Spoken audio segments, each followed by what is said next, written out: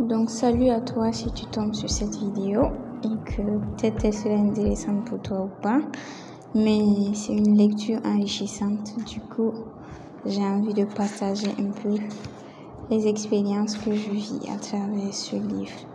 Forcez votre destin. Si tu viens d'en bas comme moi, ce sont des livres absolument dits. Si tu as l'objectif d'être en haut, comme ce beau monsieur. Donc là, je commence, comme la préface est incroyable. Mais c'est le livre que j'ai le plus à noter, je vous dis. Donc, j'espère que tu te retrouveras dans cette lecture.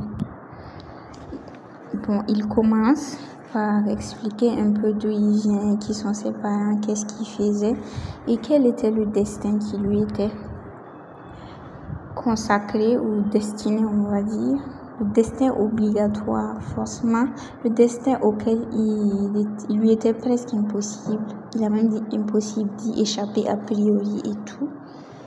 Et maintenant, il s'est rendu compte que jeune, quand vous êtes pauvre, bon, la plupart du temps, on n'a pas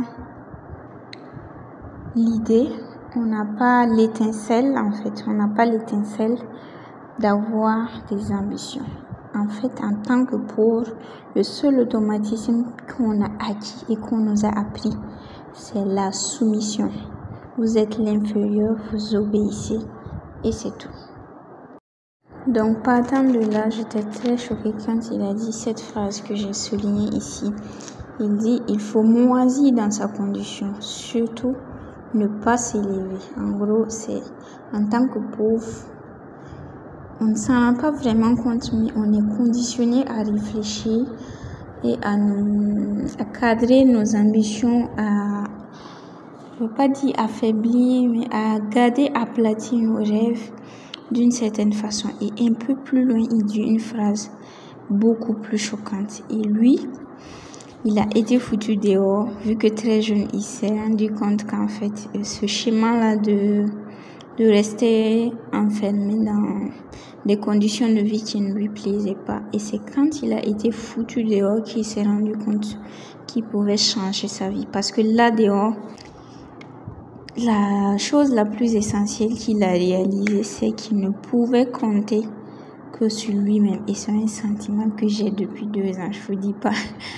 En fait, tu te sens tellement seul.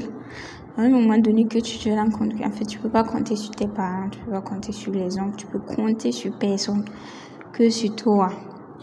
Mais on part plus loin quand je dis que les livres conseillent.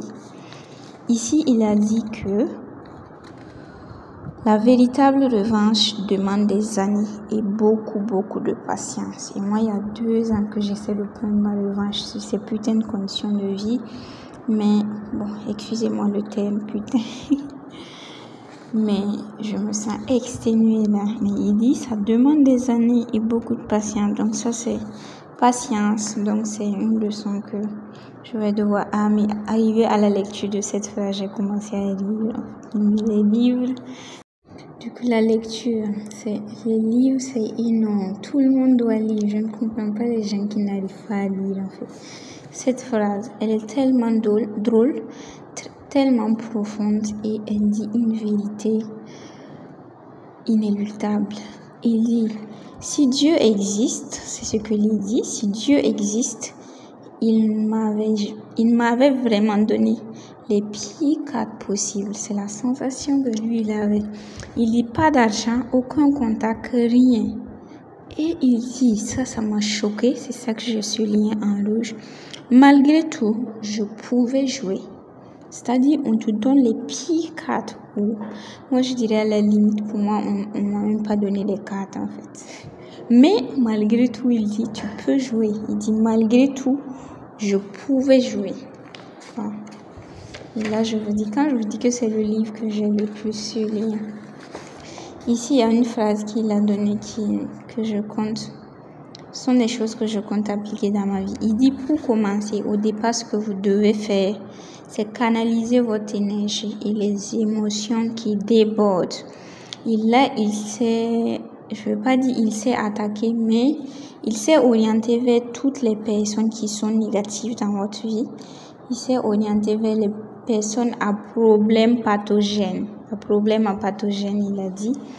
Pour ces personnes-là, ce que vous avez à faire, il faut vous en éloigner le plus loin possible. Si c'est une personne à problème, une personne à pathogène, s'il vous plaît, barrez-vous. Et ensuite, si on continue, ici j'ai mis un post-it où j'ai écrit le nom d'un livre. Commencez par votre pourquoi. Parce qu'il y a des livres qui conseillent des livres. Parfois, il y a des gens qui disent j'ai fini tel livre, je ne sais pas quel sera le suivant. Ce livre-là, il m'a orienté vers un autre livre. Je ne sais pas si vous le connaissez, c'est Commencez par votre pourquoi. C'est ce que j'ai écrit de Simon Sinek. Parce que dans sa première étape qu'il donne pour sortir de ses conditions de vie, il dit il faut qu'on comprenne le pourquoi de notre présence sur Terre, le fameux why. Du coup, je pense que le guide ultime pour définir ce pourquoi, c'est le livre de Simon Sinek. Commencez par votre pourquoi. Ensuite, si je poursuis, ici, il a dit une phrase. Plus on galère, mieux on est équipé pour tout surmonter par la suite. Mes amis, en fait, la pauvreté renforce d'une façon. Ça te donne envie de te dépasser. Et plus loin, il dit, il a toujours gardé cet adage en tête. Le loup ne court jamais le ventre plein. Seulement quand vous venez d'en bas, on vous a appris à douter de vous. Et honnêtement, parfois, en fait, c'est un livre qui, je pense, quand tu viens d'en bas, il faut forcément le dire. Parce que ça corrobore avec ce que tu vis. C'est tellement concordant avec les choses que tu traverses. Et en fonction de tes ambitions, tu pourras, je peux dire dénicher, non, tu pourras dénicher les épines que tu dois enlever et tu pourras dénicher les directions dans lesquelles il faut que tu te places en fait. Ensuite, il y a quoi d'intéressant? Il dit, quand vous venez d'en bas, ce qu'on vous transmet en héritage, c'est quoi? C'est le réflexe de rester tout en bas de vous.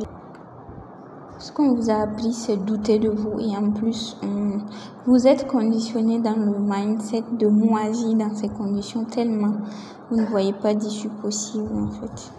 Et voici quelque chose que moi, je dois appliquer.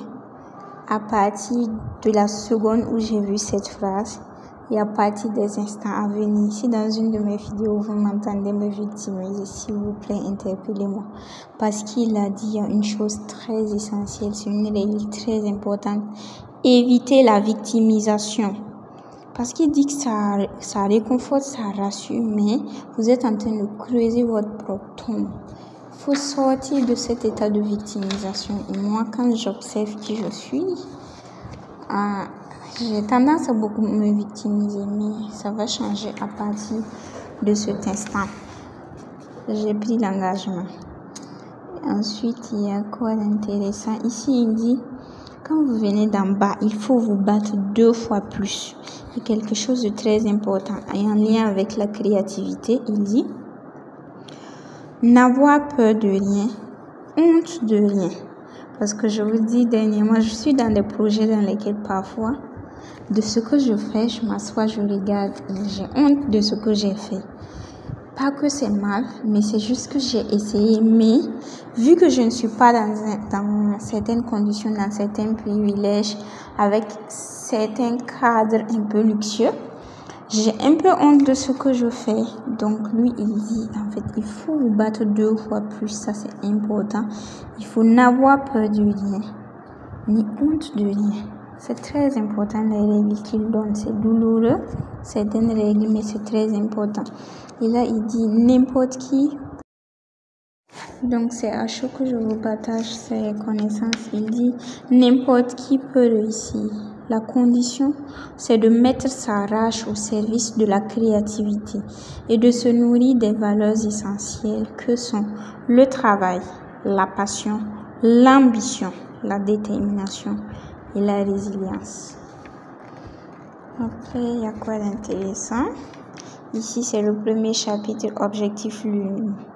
Là, je ne sais pas pourquoi il a intitulé son chapitre comme ça, en fait. Mais c'est tellement intéressant. Bon, là, la phrase qui m'est restée, c'est « Le moteur, c'est la passion et non le désir d'impressionner les autres. » C'est très important. Et arriver ici, je ne vous dis pas, les amis, c'est comme quand vous êtes surpris, quand vous êtes ébahi, quand vous êtes tellement choqué par une situation.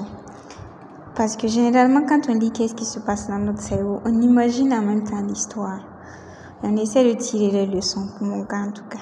Ici, il dit « Je suis investisseur dans la nutrition. » Là, je dis « Ok. » Il dit « La finance, l'assurance, la beauté. » C'est là que je fais « Oups, mec. Qu'est-ce qui se passe là? On quitte nutrition, finance, assurance, beauté. » Mais le gars, il diversifie ses ressources. Il est partout en même temps. Ensuite, il cite, on n'a pas fini de découvrir, le sport, la mode, les produits ménagers, des sociétés B2B, ça je ne connais pas. Et on continue, les amis. Tentons des choses, faisons des choses. Le design d'intérieur, la pet food. Et là, il met 3 points de suspension. Là, je me dis, ok, là, on est bon, c'est fini, les domaines dans les... Moi, je n'avais pas fini d'être étonnée.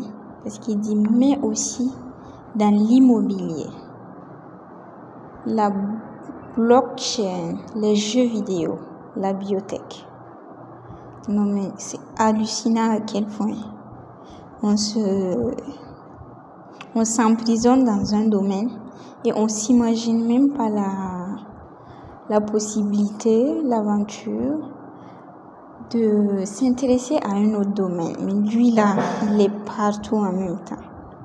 Bon, bah, c'est à ce niveau que le chrono a sonné. Ça fait 30 minutes de lecture. J'espère que vous avez aimé ce petit partage de lecture. Moi, c'est Lee et je vous dis à très bientôt. N'hésitez pas à me dire c'est quoi la leçon, la phrase ou la chose la plus choquante, la plus touchante qui vous est marquée ou bien la leçon que vous aimeriez mettre en pratique. Ça m'intéresse de savoir. Donc, à la prochaine pour un nouveau numéro de lecture. Bye.